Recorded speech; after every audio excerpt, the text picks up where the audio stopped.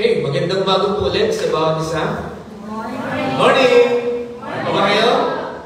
Okay, so salamat sa Panginoon sa patuloy na pagsusustain sa atin sa mga nagdaang mga araw. Ano po?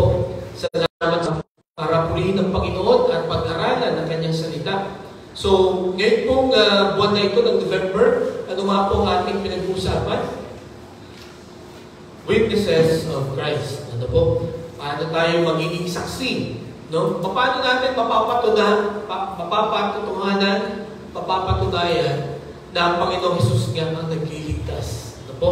So nakita po natin nung first Sunday, no, na pinag-aralan natin yung genuine witnesses, no? Then yung anniversary natin, then third Sunday ay yung gracious witnesses. So ngayon po, pag-aaralan natin ang panghuli, no, na dapat maging tayo na witnesses, no po, or ano ang Tagalog sa witnesses?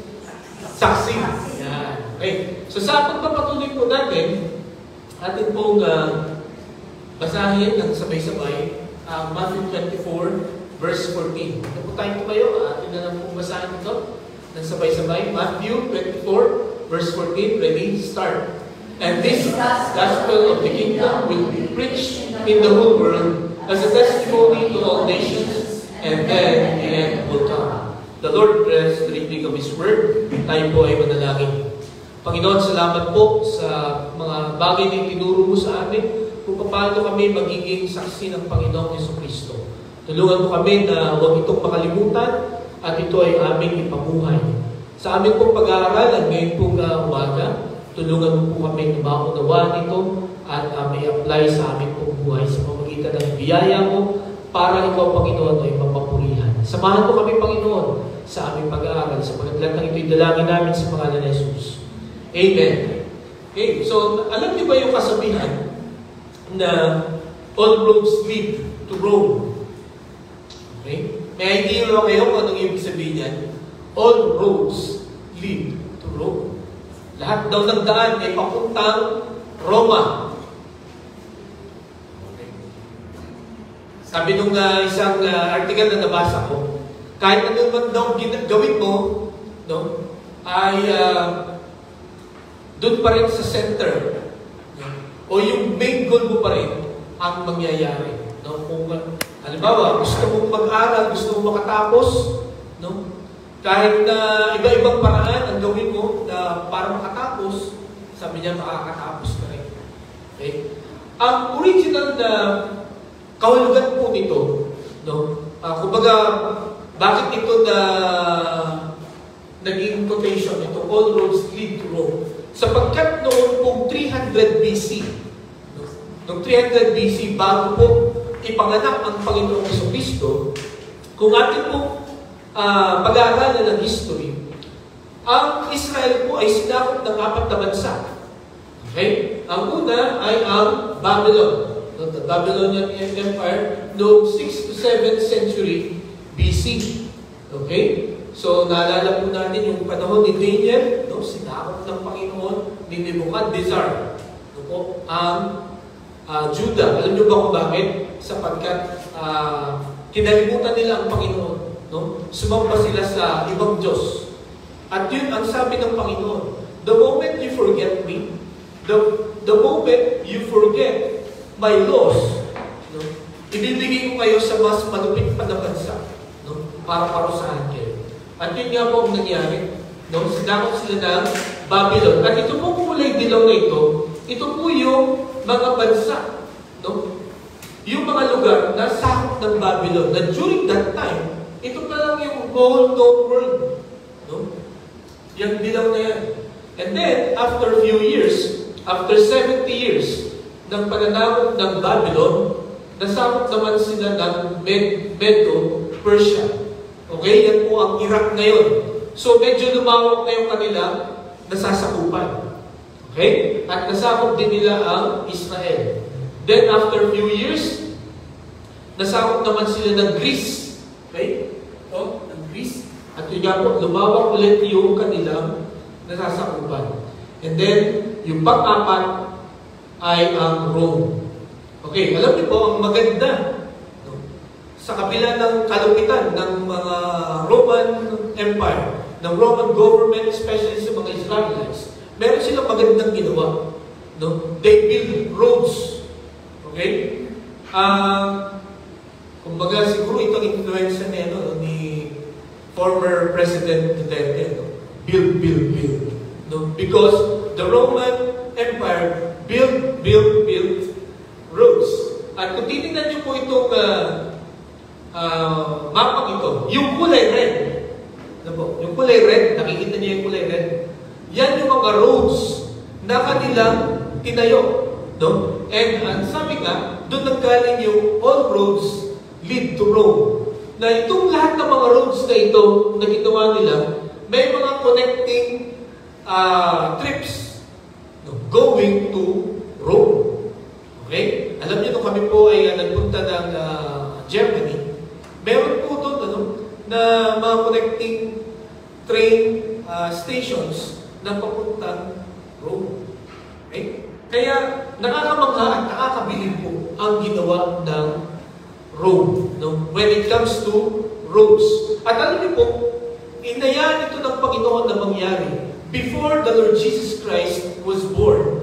Para, kasi di ba pagka may daan, di ba sa atin pagka yung isang lugar ay nilagyan mo ng daan, nagmamahal yung lupa. Di ba? Kasi nagiging reachable siya. So, ang point po dito, kung bakit ang Rome ang hinayaan ng Panginoon na ikaapat na makasakop sa Israel at sa buong mundo that time, para yun nga, mag-build sila ng roads, sapagkat pagka may magandang daan ang isang lugar, mabilis ang transportation, mabilis ang communication, no? Basta mabilis ang lahat ng bagay, yung pag-transfer ng mga goods, at lalo tigit ng information. Kaya doon dumating ang Panginoong Jesucristo, it was the right time. Kasi pagdating niya, na ipabalita agad yung kanyang pagdating. At yung siya ay lumaki na, at kung siya po ay nangaral ng salita ng Diyos, ang dami agad nakabalita, no? Because of the roads. At nung siya pumunta na sa langit, at sinabi ng Panginoon na maging saksi ko kayo, that the whole known world then is very accessible because of the roads. Okay? Mga kapatid, ngayong umaga, ang kalooban ng Panginoon sa lahat ng mga Kristiyano, sa lahat ng mga nakaranas ng kaligtasan buwan sa pananampalataya natin sa Panginoong Jesucristo, ay hindi lamang maging saksi sa kung nasaan kayo. No? Ang dahilan kung bakit hinayaan ng Panginoon na magkaroon ng iba-ibang mga roads is to reach the world. No? Hindi lamang po kalooban ng Diyos na dito tayo maging saksi sa kung nasaan tayo, but maging saksi po tayo kahit saan, no, tayo mapapunta. Po? Yan po ang makikita natin sa Matthew chapter 28 verse 19a. Sabi yan, therefore go and make disciples of all nations. Yung all nations dyan, hindi po yan yung mga bansa, kundi all tribes. Lahat ng grupo ng mga tao. Okay? Yan po ang ibig sabihin doon. So, hindi bansa, kundi mga tao ang ibig sabihin niya. And then, sabi sa Matthew chapter 1, verse 8, ito po ang aking madalas na binabasa. Sabi niya, but you will receive power when the Holy Spirit comes on you, and you will be my witnesses in Jerusalem, and all Judea and Samaria, and to the ends of the earth. So, yan po ang makikita natin na sakop, no? Scope ng ating pong pagiging saksi. At sa panahon po natin ngayon, ano po? Alam niyo ba yung kasabihan na kahit saan ka pumuntang sulok ng mundo, may Pilipino? Naniniwala ba kayo doon? Ano, kahit sa Afghanistan, no? Or kahit sa ibang mga lugar. Basta may mabanggit kang lugar na bansa, no? Meron siguradong Pilipino doon. Kasi tayo, likas sa ating mga Pilipino talaga. Because of difficulty in life, no?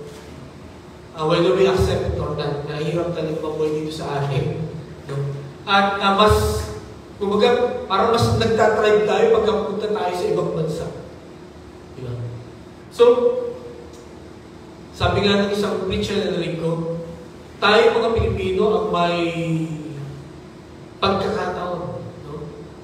May chance na i-share ang gospel kasi kahit nasaan, meron tayo, nandun tayo.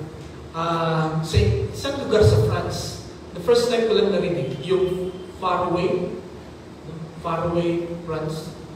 Doon ko lang yung narinig. Tapos may Pilipino doon. Yung pinuntahan namin na lugar sa Germany, yung Southern Germany, Singen ang pangalan doon. Sabi ko, may Pilipino kaya dito. Naghanap ako naghanap. For 2 weeks, naghanap ako ng Pilipino. Then, finally, makakita ako sa train station na nagkikwentuhan. Lumapit ako. Pilipino kayo, Pilipino din ako. Talagang welcome kabayan. Marami kami dito. Marami pala. Akala ko, kami-kami lang. No, pero ang dami pala nila.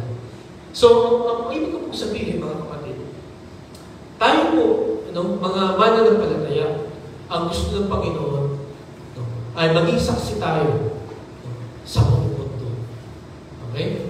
Kaya, nagkaroon ng advancement, kaya nagkaroon ng mga roads. Po. Kaya patuloy na gumagawa ng mga daan. Hindi lang para makarating ka sa lugar na yun. But I believe this morning, para may bahagi natin ang salita ng Panginoon. Again, ang pinag-aralan po natin, the genuine witnesses, nung third Sunday, the gracious witness last week. At ngayon po, pinamagitan ko po ang ating mensahe, the global witnesses. The global witnesses. Ang ibig sabihin pag sinabing global, ang sabi po sa Webster, o Merriam-Webster Dictionary, global means involving the entire world. Okay? Isasali mo ang lahat ng mga bansa, lahat ng mga tao. I'm sure, ngayon po umaga, parang napaka-imposible naman. Ako, marireach out ko ang buong mundo. Hindi po natin alam kung paano ito. Pero naalala ko noon, na dito sa Navigators, may nagturo sa amin how we will reach the world. Kung halimbawa, meron kang 5 na kaibigan na foreigners. American, German, Italian, French, Spanish. Share mo silang lahat ng gospel. Disciple mo. Pag uwi nila sa kanilang mga bansa, they will also share the gospel to their countries. At yun na, mag-spread there. They don't need to go there actually. Or hindi mo kailangan isa-isa yung mga tao yun. Isa lang. At alam nyo, yan po ang simula ng gumamit ako sa Bible School, yan po ang aking pinag-pray. Sana may ma-sharean ako na iba-ibang lahi. Na ang prayer ko, once na tumanggap sila sa Panginoon, pag-uwi nila sa kanilang mga bansa, they will also share the gospel. Sapagkat yan ang plano ng Diyos sa bawat isa sa atin. Yan ang nakalagay sa Biblia. Ngayon po umaga, meron 3 revelations tayo makikita from the verse that we've just read. Ang una, His definite plan. Ang kanyang siguradong plano. Kaya kung babalikan natin ang Matthew chapter 24 verse 14, ang sabi dito, and this gospel of the kingdom will be preached in the whole world as a testimony to all nations, and then the end will come. What is God's definite plan? That the gospel of the kingdom will be preached in the whole world. Hindi niya sinabi na only in Israel. Okay? Hindi niya sinabi that the gospel of the kingdom will only be preached in Europe. Okay? Hindi niya rin sinabi na only in Asia. Hindi lang only in Australia or kung particular na continent. Kundi ang sabi niya, the whole world. That was His definite plan. Okay? Tandaan po natin yan. Kaya hindi natin yan pwedeng paliitin. Hindi natin yan pwedeng bawasan. Ito ang plano ng Panginoon. Kung ating pong titingnan ito, Matthew chapter 24, dito po ay sinabi ng Panginoon, nung makita nila yung temple, sabi niya sa mga apostles, nung darating ang panahon, mawawasak yung temple yan. Walang bato, no? Ng temple yan na matitira. Okay? So, na-shock itong mga apostles, kasi nang gusto nilang mangyari. No? Na talagang pagdating ng Panginoon, wasakin niya ang Roman Empire sapagkat hirap na sila. Pero sinabi dito ng Panginoon, these are the signs na malapit na ako sa aking pagbabalik. No? Na mangyayari na yung end of the world. So kung babasahin niyo ang chapter 24, hindi sa isa niya. No? Mayroong rumors of wars, may mga false teachers, may mga antichrist. Na alam niyo po, as I've said before, makikita na natin yan ngayon, di ba? Ang lala ng mga revelations. No? Why? Bakit po nangyayari yan? Because that is God's definite plan. No?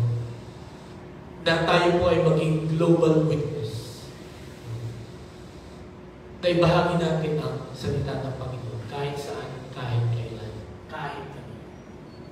Okay?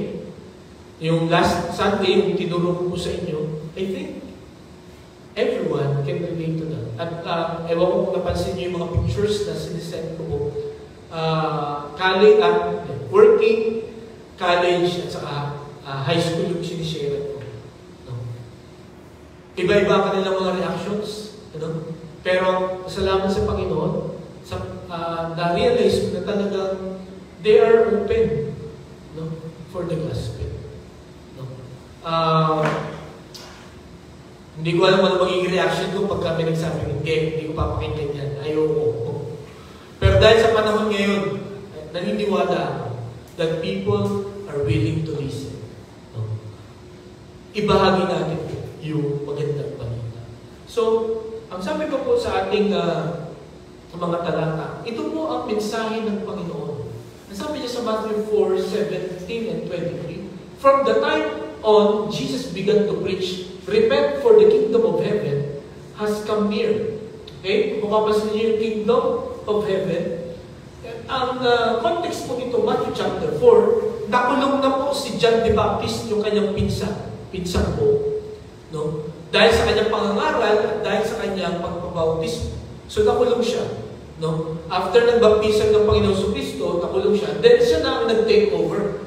Sabi niya, from that time on, Jesus began to preach, repent for the kingdom of heaven has come near. Okay? So yan yung gospel. So you repent, no, for the kingdom of heaven has come near. Ano po sabi niya dito? Basahin niya po natin. Ready? Start.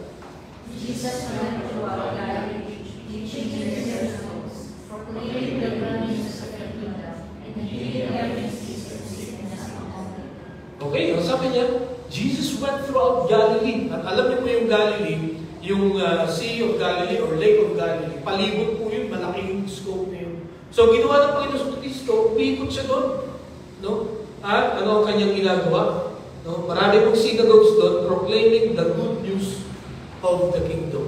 Proclaiming the gospel of the kingdom. Ang gospel po, ang ibig sabihin ay good news.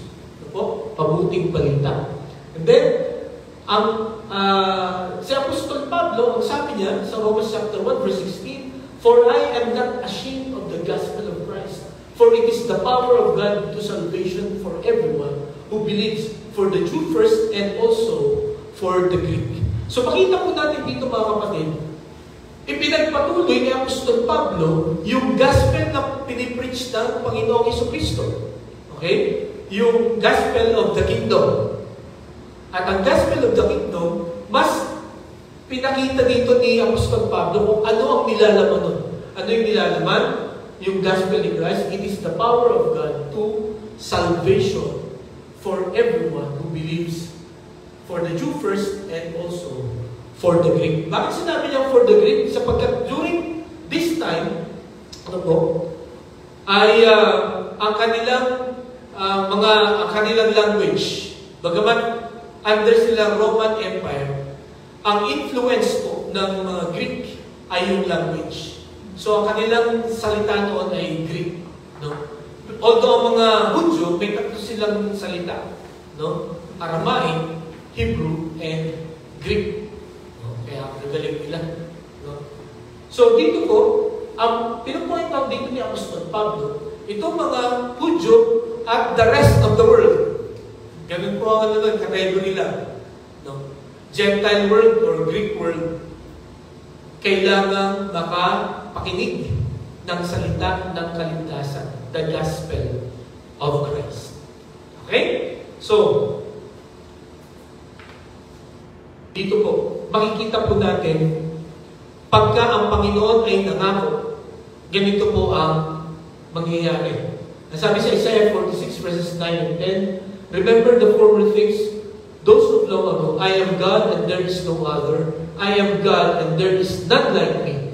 I made known to end from the beginning, from ancient times, what is still to come, say, my purpose will stand and I will do all that I please. Mga kapatid, ang gusto ng Panginoon ay maibahagi ang salita ng Diyos. That is His definite plan. Okay? Yan po ang gusto niyang mangyari sa atin at gawin po natin. At ang sabi niya, my purpose will stand and I will do all that I please. Hindi mo siya pwedeng pigilan, hindi mo rin siya kayang pabagalin. Okay? Sapagkat nasa timetable ng Panginoon niya. Bagamat hindi niya sinabi kung kailan babalik ang Panginoon, nasa timetable niya. Sa ganitong panahon, dapat na ibahagi na ang salita ng Panginoon. Hindi lamang sa kung nasaan kayo, kundi sa buong mundo. Dahil yan ang plano ng Diyos, yan ay mangyayari. At ang sabi pa po ni Job, yan. Sabi niya, I know that you can do all things, no purpose of yours can be thwarted. Mga kapatid, yan po ang gusto kong tandaan natin. No? Walang plano, walang nais ang Diyos. No? Sa buhay natin, sa buong mundo, ang makakapigil. Ang bawat isa, mga kapatid, sa umagang ito, may plano ang Diyos. No? At ang number one plan of God to your life is to be saved. No? Salamat sa Panginoon na naligtas tayo. No? At marami pa siya na gustong gawin sa buhay po natin. No? Simula nung tinanggap natin ang Panginoon. At nawa ang prayer ko po ngayong umagang ito, wala tayong ma-miss. No? Sana lahat ng sinasabi ng Panginoon sa atin ay atin pong mapakinggan at atin pong sundin. Sapagkat lahat ng plan ng Diyos sa bawat isa ay para po sa ating ikakabuti. Although there are times na parang ang hirap, no? Parang imposible na mangyari. Pero sabi ng Panginoon, lahat ng plano niya sa buhay natin, hindi pwede tigilan. Ni naman. Okay? Kahit ng diablo, hindi mo pwede tigilan. Kaya salamat sa Panginoon that we are worshiping a God who has a definite purpose in our lives. At ang isa sa kanyang plano is for us to be a global witnesses. Okay? So yun po ang una na makikita natin doon sa Matthew chapter 24 verse 14. No? Sa pagiging global witness natin. That is God's definite plan. Kaya huwag po tayong magdalawang isip, huwag tayong matakot, huwag tayong mahiya. No? At huwag natin i-accept ang ating mga sarili. Ay, sina pastor lang yan ang pwedeng maging global witness. No? Or sino yung mga leaders lang. Hindi po. Tayo pong lahat na nakasaksi ng pagliligtas, ng kabutihan, ng kapangyarihan ng Panginoon. We are global witness. Yan po ang plano ng Diyos sa bawat isa natin. Pangalawa, His durable perseverance. No? Gusto pong i-reveal ng Panginoon, hindi lamang yung kanyang siguradong plano, kundi yung kanyang pagmatagalang pagtsatsaga. Gaano kahaba ang ating pagtsatsaga? Ilang beses kang, or binibilangan mo ba yung mga tao na nagkakamali sa'yo bago ka magalit, bago ka gumanti? Naalala ko ang nanay ko, sabi, isa pa. Ginawa mo ba yan? Dito po sa pinapatupad ngayon ng MMDA, noon, pagka ikaw ay pumasok sa bus lane, at ikaw ay private car, private vehicle, ang unang offense, 5,000 agad. No? Sunod, 10,000. Ang sunod ay 30,000. Mahal, no? So, sana walang makabot ng 30,000 or kahit 10,000 sa una pa lang madala na. Pero ano yung Panginoon, mga kapatid? Napakahaba ng kanyang pasensya sa bawat isa sa atin. Napansin niyo ba yun? Sa isang araw, sa paligid ninyo, nakakailang beses tayong gumawa ng kasalanan. Yung kasalanan na hindi nakikita ng sino man. Yung sa isip lang, saka sa puso lang natin. Diba? Ang sabi din dito sa aklat ng Matthew, no? Yun nga, pagka ikaw ay nagalit, napuot ka, no, sa iyong kapatid, no? Nagkasala ka ng murder. No? Pagka ikaw ay tumingin na may magnanasa sa isang babae, nagkasala ka na ng adultery. At alam nyo, noong unang panahon, no, yung murder at saka yung adultery, pagka nakita ka na, napatunayan ka, na guilty ka doon, yun ay sapat na para ikaw ay hatulan ng kamatayan. Ngayon, sa panahon natin, at marami pa nakakalusot, di ba? At wala tayong nabalitaan, di ba kung meron kayong nabalitaan, nung meron pang death penalty, na namatay o na parusahan ng kamatayan dahil nangalun niya. Pero dito mga kapatid, all of us, no, kung pagbabasihan yung isip natin at saka yung puso natin, no, we are all guilty. Pero, many times, no, hindi tayo pinaparusahan. You know why? Because God has a durable perseverance. Bakit po tayo inuutusan ng Panginoon na maging global witness? Para ipalam sa atin at sa mga tao that He is patient, no? Na willing siya na bigyan ang bawat isa ng pagkakataon. No? Ang sabi po dito sa Matthew 24 verse 14, "And this gospel of the kingdom will be preached in the whole world as a testimony to all nations, and then the end will come." Ano pong ibig sabihin nito?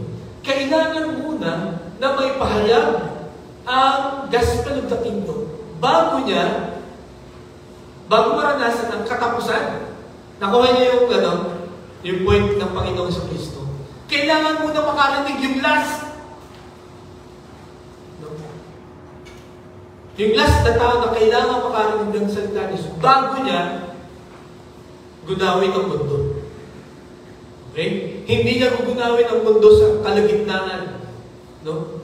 Or sa simula. Okay? Imagine that patience. No? Kailangan yung huli. Hindi natin alam kung sino yun. Hindi natin alam kung nandito sa Pilipinas yun. Yung huli. Pero ang sabi niya, kailangan marinig muna ng lahat. Di ba napaka-laking biyaya ng Panginoon sa bawat isa? At salamat sa Panginoon sa bawat isa sa atin ngayon na meron nag-respond tayo positively, no, sa gospel of the kingdom. Pero I'm sure ngayong umaga, meron kayong makakakilala, no? May mga mahal kayo sa buhay na hindi pa nakakarinig ng gospel of the kingdom. And I'm sure ngayong umaga, may kakilala kayo na taga-ibang bansa. Di ba? May kakilala kayo na marahil asawa ng foreigner, no? Ng ibang lahi, na nangangailangan ng salita ng Diyos, ng gospel of the kingdom. Okay? Ako po, may dalawa akong kapatid na asawa ay German at saka Amerikano. No? So, naalala ko yun kung pinag-aaralan ko ito. Parang na-share na ba yun? No? Pero dahil minsan nga, foreigners yun, tapos maka sa mga pinag-aaralan nila, minsan na ano kayo na, naiilang ka. Di ba? Kasi ang tatalino, gagaling makipag-discuss. Pero, after studying this, after na malaman natin yung plano ng Panginoon, dapat i-share natin ang gospel. As I've said, hindi ganun kakomplikado ang salita ng Panginoon. At ang sabi niya, you just share it. Yung conversion, bahala ng Panginoon doon. Kasi word naman niya ito. Ang promise niya sa Isaiah 55, hindi babalik yung kanyang salita na hindi na-accomplish ang purpose. Ang point doon, walang tapon. No? Kung hindi siya mag-respond, maybe later. No? Pero nakapagtanim ka. No? Maybe later, yun, tutubo. Minsan, 10 tao ang mag-share bago matauhan ng isang tao. Diba? Kayo ba? Ilan mga Christians ang nag-share sa inyo bago you na-realize that you need the Savior? Diba? Isip ko sa akin, parang mga 5 tao. No? Yung ika-5, doon lang ako na-convince. So yung first 4, wala, ano talaga yun, bigay ako doon. Bulag ako doon. Wala akong pakialam. Diba? Pero nung yung 5 na, doon ako hinuli ng Diyos. Sabi niya, Ops, pinili nila. Kailangan ko nagdating ang Panginoon. Kayo ba? Diba? So mga kapatid ngayon kong umaga, huwag po tayo matakot, huwag tayo mag-hesitate. Let us share the Word of God. No? Because God's patience is very long. No? Pero, may katapusan niya. Sabi niya, pagka na bahagitan na yung last, then the end will come. Okay? So, mga kapatid, baka may kailangan tayong share pa. Kailangan na tayong share. Huwag na tayo magdalong isip, huwag tayo matakot.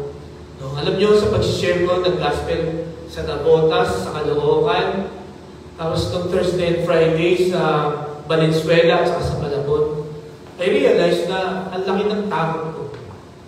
Ang laki pa rin ng takot ko.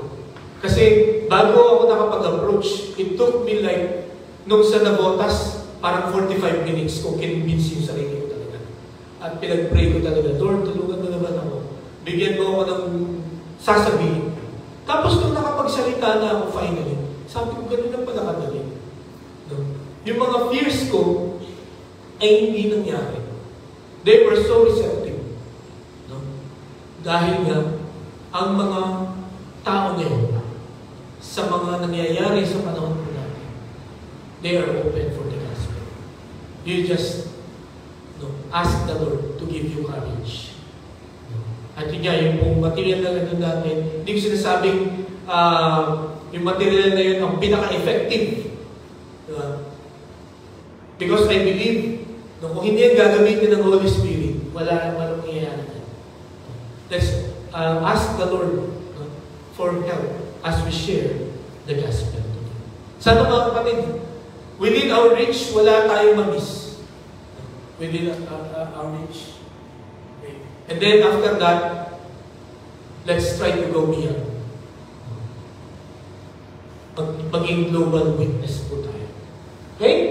And then, sabi po sa 1 Timothy chapter 2, verses 3 to 6, sabi dito, this is good and pleases God our Savior, who wants all people to be saved and to come to a knowledge of truth. Ang gusto ng Panginoon, lahat ng mga tao maligtas. No? Tapos ito yung sinabi niyang paraan. Sabi sa verse 5, for there is one God and one mediator between God and mankind, the man, Christ Jesus, who gave himself as a ransom for all people. This has now been witnessed to at the proper time. Mga kapatid, ganito po, gusto ng Panginoon na maligtas lahat. Paano maliligtas? Through the Lord Jesus Christ. Why? Because He is the only mediator. Siya ang tagapamagitan. No? Bakit siya ang tagapamagitan? Because He is the only one who gave Himself as a ransom for all people.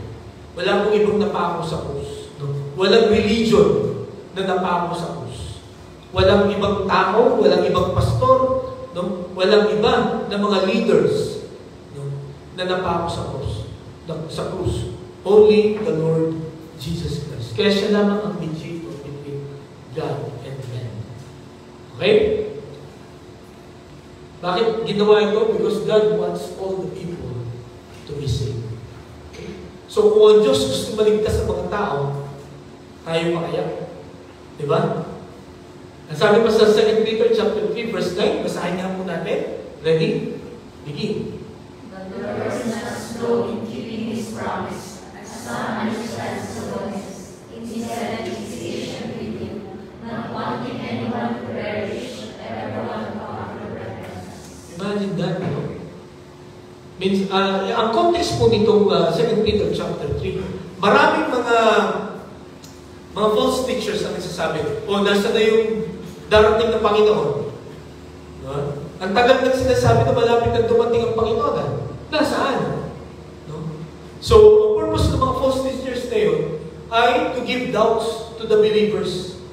No? At ang doubt na kanilang ini-inject sa mga believers ay hindi totoo ang mga pangako yan. Kasi hanggang ngayon, wala pa rin. Pero ano sagot ni Pedro? The Lord is not slow in keeping His promise. No? As some understand slowness, instead, He is patient with you, not wanting anyone to perish, but everyone to come to repentance. At kung mapapansin niyo yung pronoun na ginagamit dito, yun nga po, everyone, no? Anyone, no? Lahat. Hindi lamang particular group of people. Okay? Hindi lamang mga lalaki, hindi lamang mga babae, hindi lamang may mga pinag-aralan, no? Hindi lamang mga mahihirap, hindi lamang mga mahiyaman. Everyone. Alam niyo kung bakit? Para walang makapag-accuse sa Panginoon of unfairness. Sabihin ko po sa inyo, may mga tao na magsasabi na unfair naman ang Panginoon. Paano yung mga nasa mundo? Paano yung mga hindi nakarinig ng salita ng Diyos? Sabihin ko po sa inyo, based on this verse, the Lord will give everybody a chance. Kung paano makakarating ang gospel sa bundok, hindi ko alam kung paano. Although may mga alam na tayo, no? Mga group of Christians na umakyat talaga sila ng bundok. Meron kagayong Pilos Baños, no? Ang sabi niya, graduate siya sa UP, agriculture yata, lalaki. Ang sabi niya, ang calling ko ay pumunta sa Mindoro at i-reach out ang mamamangyan. At alam niyo yung anniversary ng church, matend ako. Church sa Los Baños. Kasama niyo yung mga mangyan, lahat sila nakabahag. Pati siya. Nakabarong siya, tapos nakabahag siya. No? At humingi siya ng prayer request. Pakipray kami, pakipag-pray, kasi mag-aasawa na ako. Pero hindi mangyan yung kanyang pag-asawa. Taga-UP din. At sabi ng wife, I'm willing to follow. Follow you kung saan ka man tinawag ng Panginoon. So I don't know what happened to them. Every time, that was 20 years ago. Marahil ay pareho na sila mukhang mangyan. Pero, again, huwag natin problemahin yung mga tao na sa tingin natin na hindi marami. Kasi bahala ang Diyos doon. May mga tao na tatawagin ng Panginoon para puntahan ng mga yun. Maybe ikaw, or kung sino man, tatawagin ng Panginoon. Kasi, nasabi ng Panginoon, He is patient. Talagang, hindi niya hahayaan na matapos ang buhay natin dito sa lupa na hindi natin narinig ang gospel of the kingdom. Ang tanong, mga kapatid, may umaga, ibinabahagi mo ba? O naibahagi mo na ba ang gospel of the kingdom? Okay? Kasi, hindi lang bibigyan ng pagkakataon ang mga tao na makarinig dito, no? Bibigyan din tayo, no? Tayo pong mga nakarinig at tumanggap ng gospel of the kingdom to share it. No? Marahil yung mga tao na nakakausap nyo everyday. No? Yan na yung mga tao na dinadala sa inyo, Panginoon, to share the gospel of the kingdom. Kaya, let us take advantage of it, mga kapatid. Huwag natin hayaan na makaalis na sila or mamatay na sila. Ano? Now, ang iiwanan na lang sa atin ay panghihinayang at pagsisisi. Sayang. Sana na-share. Okay po? So yan po ang makikita natin dito sa talatang ito. So ang Panginoon, gusto niyang ipakita, ipahayag doon sa Matthew chapter 24, verse 14. No? Nung ipinahayag na, no, na tayo ay maging global witness. No? Gusto niya ipakita yung kanyang definite plan at yung kanyang durable perseverance. And then ang pangatlo is divine power. Gusto niya ipakita yung kanyang pakalangit na kapangyarihan. Pag sinabing divine power, kakaiba ito. No? Walang ibang tao, nilalang ang may kapangyarihan na ganito. Okay? Kung babalikan natin itong Matthew 24:14, and this gospel of the kingdom will be preached in the whole world as a testimony to all nations, and then the end will come. Makikita po natin dito yung kapangyarihan ng Panginoon. Yung kanyang plano ay para may pahayag ang gospel of the kingdom sa buong mundo. Paano mangyayari yun? Walang human mind ang pwede makaisip kung paano maihahayag ang salita ng Diyos sa buong mundo. Pero sa nangyayari po ngayon, no? Sa modern world, sa panahon po natin, sa tingin nyo, no? Ilan na lang kaya hindi nakakarinig? Because of the modern technology, because of the internet. No? Dahil po sa pandemic, di ba? Sabi nga ng isang pastor, sa kanilang worship service, sa Zoom, yung mga tao na hindi ko nakakatabi, ay nakakatabi ko sa Zoom. Kasi magkakatabi yung mga picture di ba? Yung camera, ba, nakakatabi ko na si sister. Yung mga tao na hindi ko nakikita kasi napakalayo, ba, ngayon nakita ko na. Mas naging close daw sila sa pag-worship through Zoom. At kahit sa ang sulok ng mundo, basta may internet, ay kayang ipahayag ang salita ng Panginoon. Just lang po, kapangyarihan lang ng Panginoon ang pwedeng makagawa. Bagamat ginamit niya ang katalinuhan ng mga tao. Pero kung hindi yun inayos, no, ginamit ng Panginoon, wala na yun. 20 years ago, hindi pa natin alam ang Wi-Fi. Di ba? Kung ano ito. Itong mga pinanganak nitong 2010 pataas, yan talaga mukhang Wi-Fi. Mamamatay pag walang Wi-Fi. Pero salamat sa Panginoon, sa ating mga hindi sanay, naka-adjust din tayo at naging dependent na tayo sa Wi-Fi. Parang mainit ang ulo natin pag walang Wi-Fi. Di ba? Pag walang internet connection. Bakit hinayaan ng Panginoon yan? To reach all nations. So that the gospel of the kingdom will be preached. Okay? So, ang sabi dito sa Matthew chapter 28, all authority in heaven and on earth has given to me. Yan po ang sabi ng Panginoong Jesucristo. No? Ang kapangyarihan sa langit at sa lupa ay binigay sa akin. No? And then after that, sabi niya, therefore go and make disciples of all nations. Mga kapatid, gagawin natin ito, mga bagay nito dahil, or hindi dahil sinabi ni Pastor Quireno. No?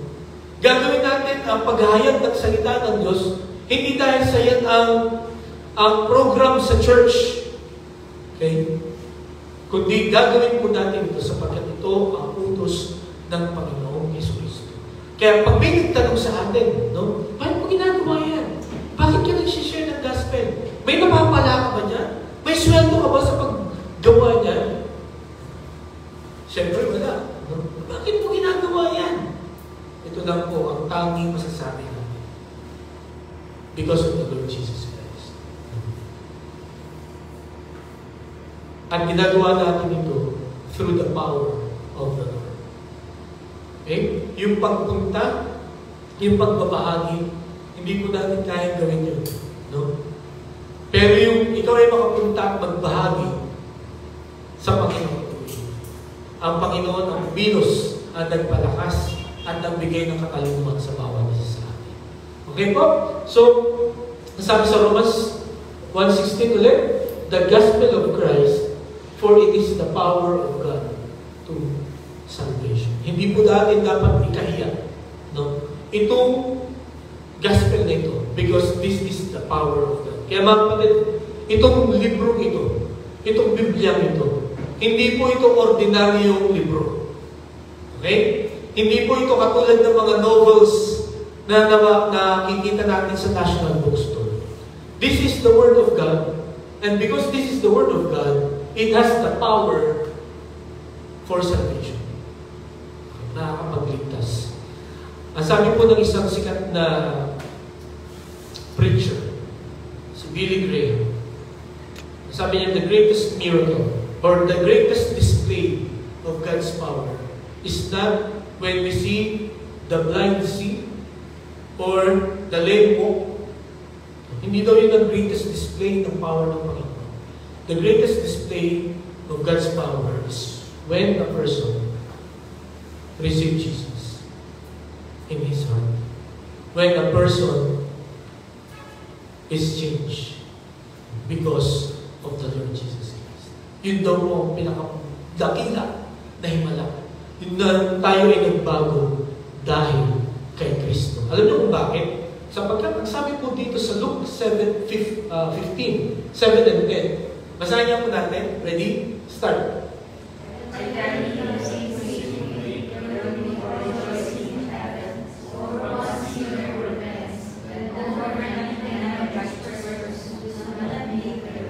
Verse 10. In the same way, I tell you, there is rejoicing in the presence of the angels of God over one sinner who repents. Okay. So, alam niyo po, ang isang tao na nanumbalik sa Panginoon, no?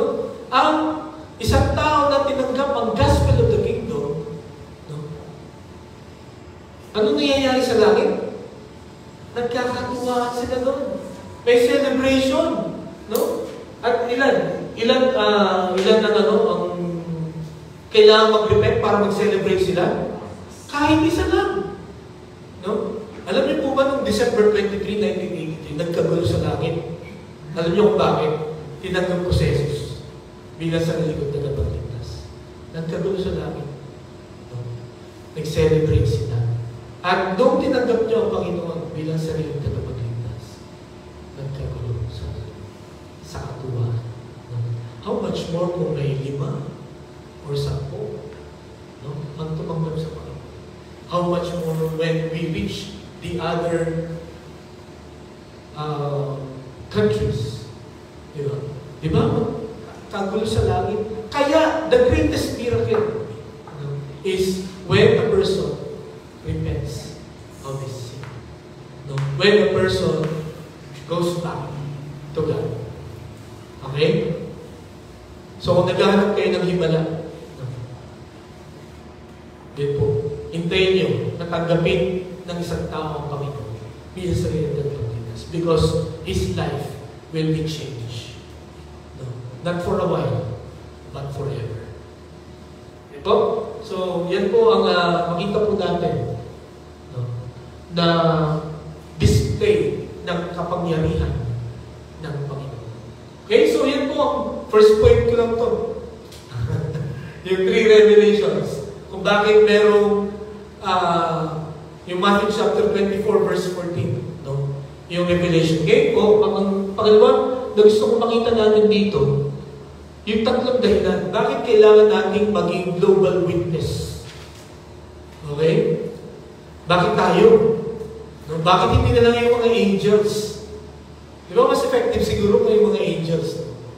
Sa palagay, baka matakot tayo. Di ba?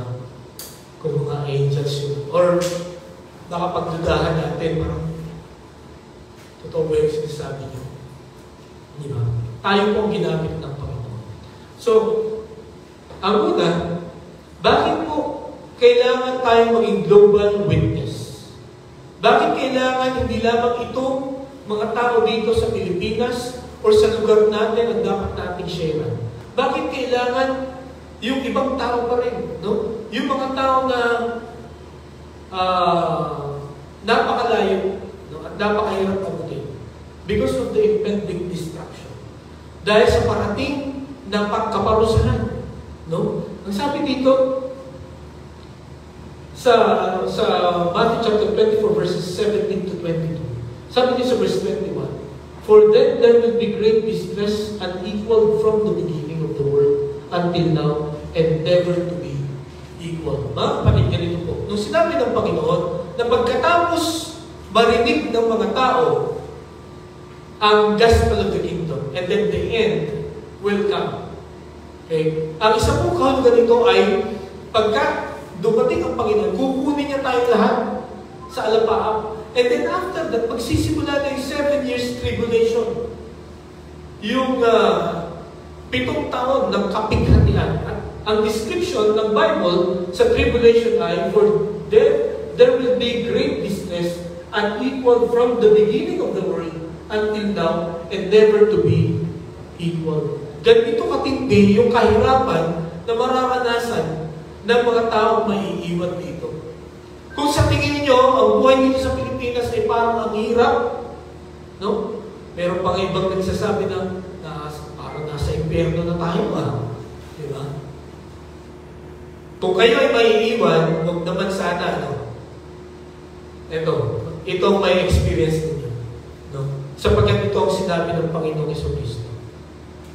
Yung mararanasan sa tribulation ay hindi pa naranasan at hindi na ulit mararanasan ng mundong ito. Alam niyo po, pag pinapanood ko yung nangyari sa Gaza, no? At yung nangyari sa southern Jerusalem, di ba, nakakaawa, ano? Ang daming pinatay, ang daming mga nag-evacuate. No? Parang ang hirap talaga pagka na-involve ka sa giyera. Di ba? Ang hirap, lalo na pagka magre-relocate ka. Pero sabi dito, mas mahirap pagka na-experience mo yung tribulation. No? Ang sabi niya, "Let no one on the housetop go down to take anything out of the house. Let no one in the field go back to get their clothes. How dreadful it will be in those days for pregnant women and nursing mothers. Pray that your flight will not take place in winter or on the Sabbath." Kasi pagka sinabing Sabbath, bawal talagang kumilos. No? Pahinga lang talaga.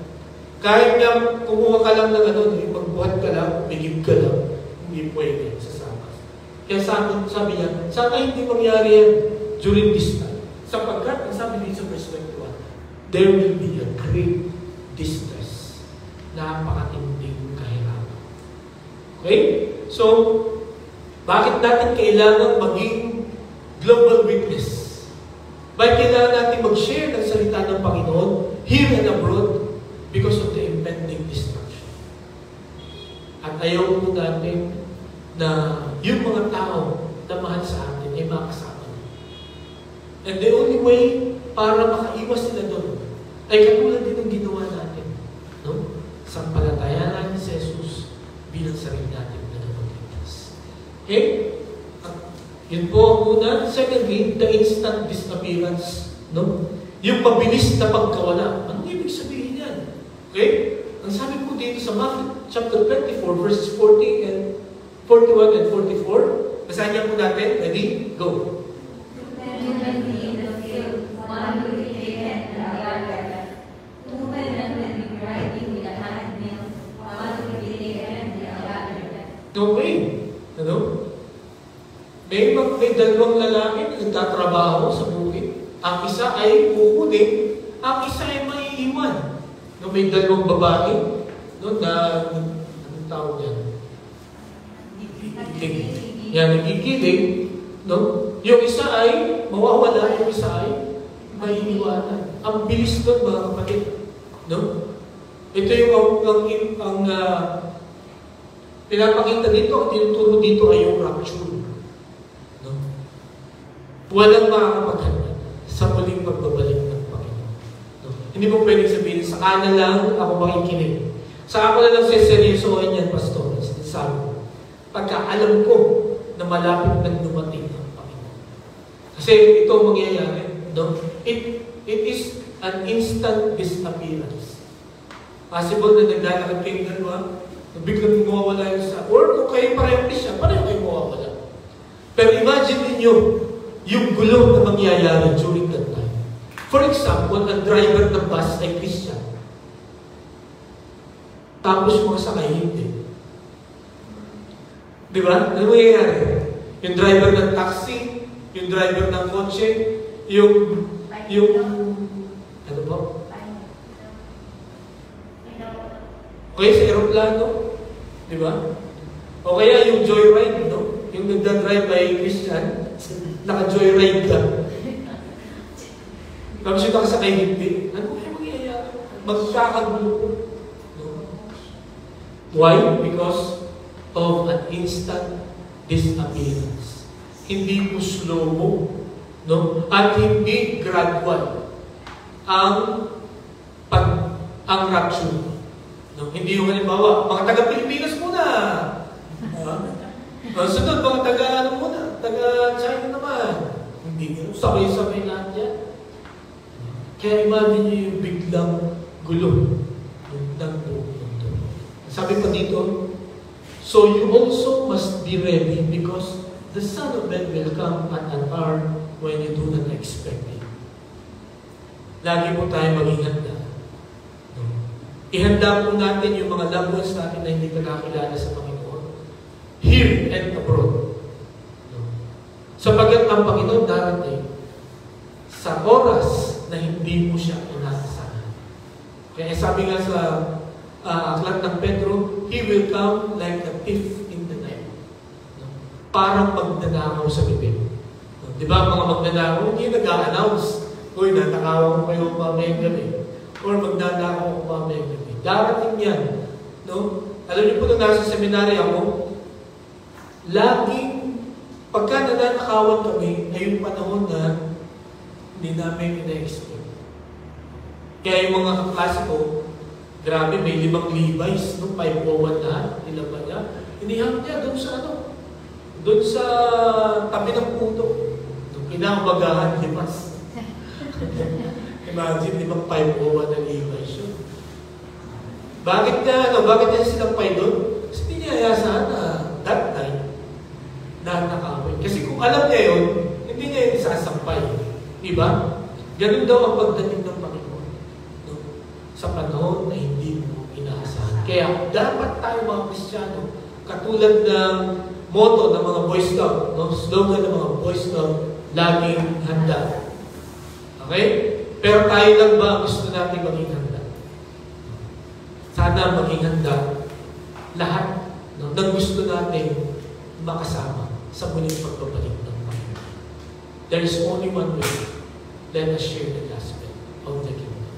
Let us be a global witness. Okay? Ang sabi sa 1 Corinthians 15:51, listen, I tell you a mystery. We will not all sleep, but we will all be changed. In a flash, in a twinkling of an eye, at the last trumpet, for the trumpet will sound, the dead will be raised imperishable, and we will be changed. Gusto ko pa sabihin niyo in a flash, in a twinkling of an eye.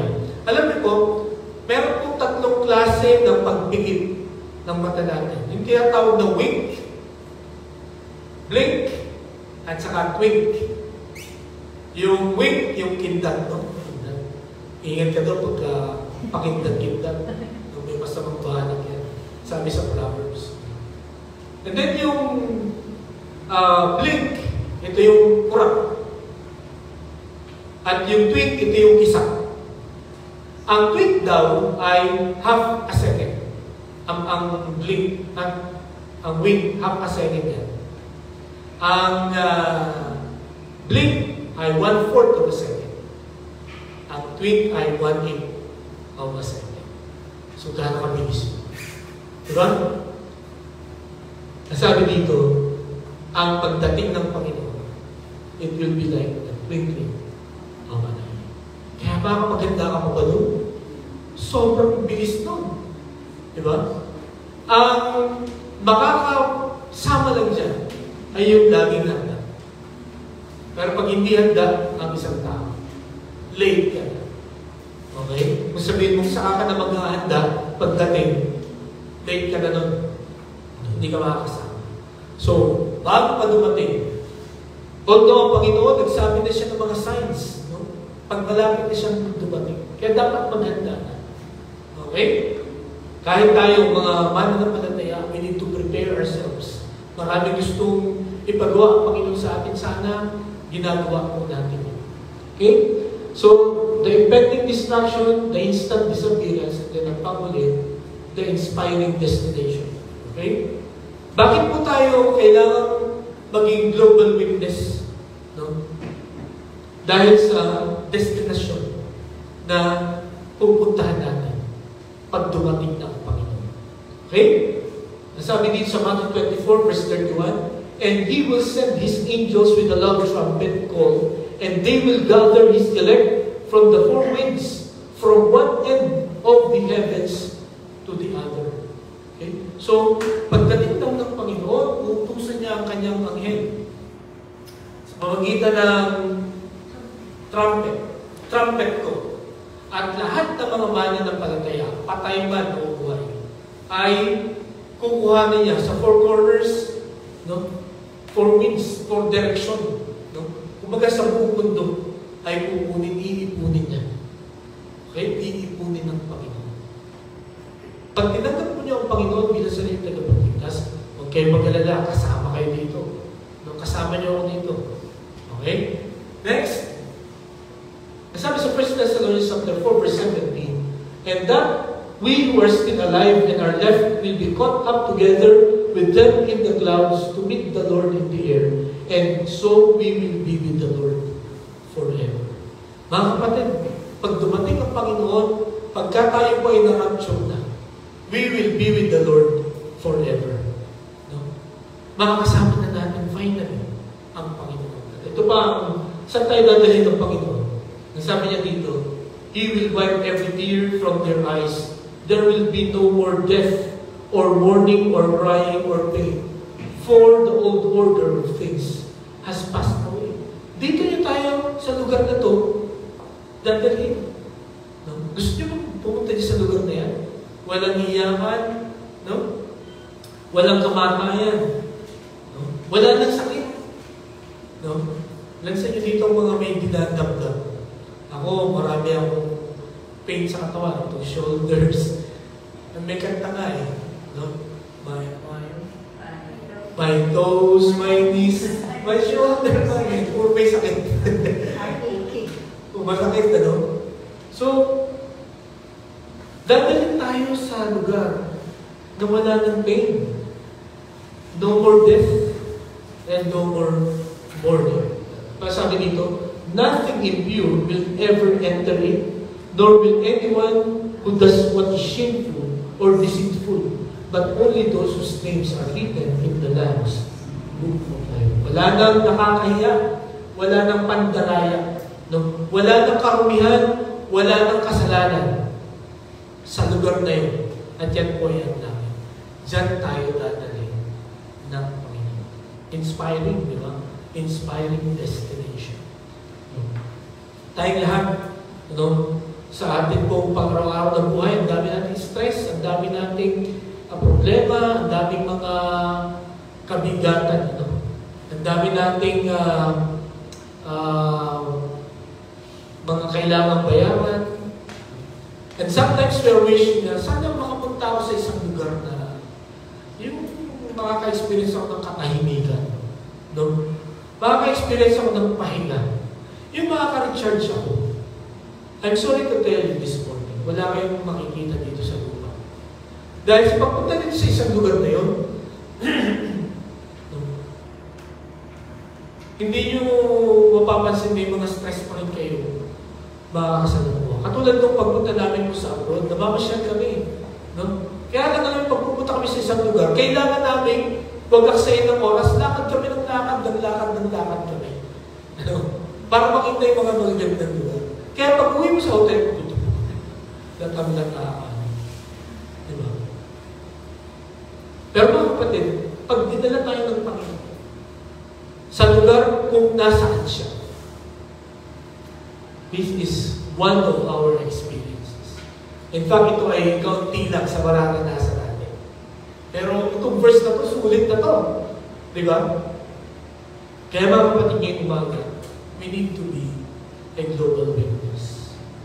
Kasi gusto nyo kayo na maka-experience nito. Na-experience nyo na ba yan mag-family reunion tapos wala yung isa?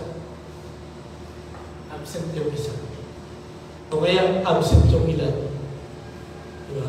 Kasi naniniwala ako mga kapatid, sa muling pagbabalik ng Panginoon, there will be a great reunion. No? Mamimit ko ulit ang tatay at nanay. Lahat ng mga loved ones natin na nauna sa atin, na tumanggap sa Panginoon, we will meet them again. We will meet Noah, we will meet Job, we will meet Abraham, at lahat ng mga tao na nababasa lang natin. And the greatest person that we will meet is Jesus Christ. May isang kanta, one glimpse of His dear face, all sorrow will be erased. Pag nakita natin naman. That is the inspiring message. Kaya mga kapatid, ngayong umaga, as we close this topic, sana makita natin ito. Tatlong revelation. The Lord has a definite plan. Durable perseverance and divine power. And then, ito yung tatlong dahilan bakit tayo kailangan maging global witness. Because of the impending destruction, the instant disappearance, and the inspiring destination.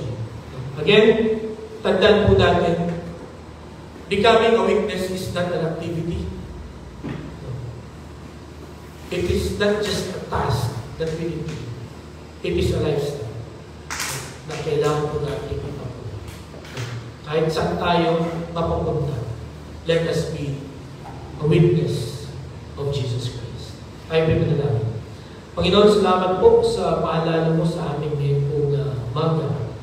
Salamat po sa nakakamangha na plano mo.